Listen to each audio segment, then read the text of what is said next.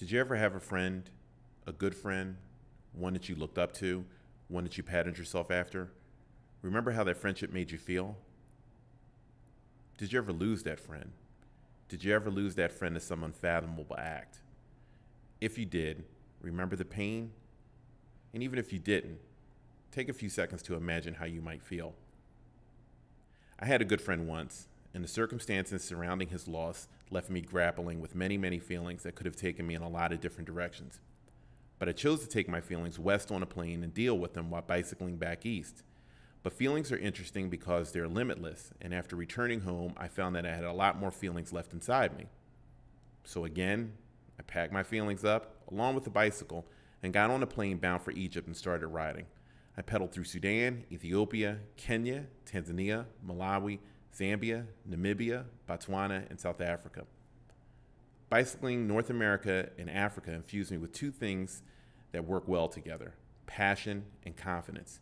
Passion enabled me to see opportunities, and confidence compelled me to seize upon those opportunities. And after returning home, I made plans to bike South America solo, but my plans were stopped when a drunk driver didn't stop at a light and hit me and drove this into my knee.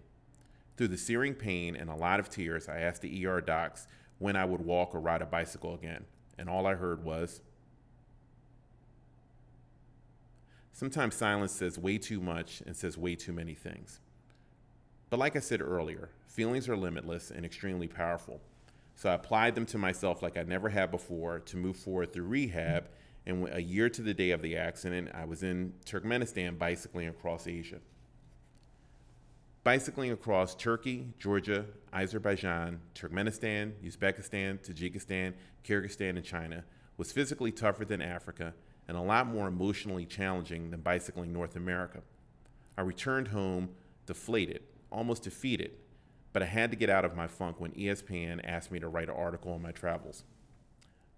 I never thought that too many people would read my article, but did my best to tap into every feeling that drove me and touch upon every experience that meant something to me anyway. My story ran on Super Bowl Sunday, and a great catch from David Tyree ensured a major upset that drove people to ESPN's site. And by the time everything was over, my words and story reached 2 million people. Many of those readers shared their feelings with me, and I was so touched by it all that I wanted to do more of the same, but something a lot different to convey my feeling of gratitude. So as always, fueled by feelings, I rode across North America again, volunteering each week at different charities.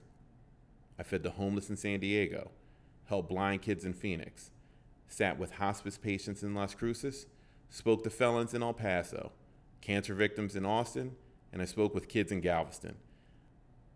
I spent a day with domestic violence victims in Mobile and drug abusers in Nashville and vets at Walter Reed Medical Center.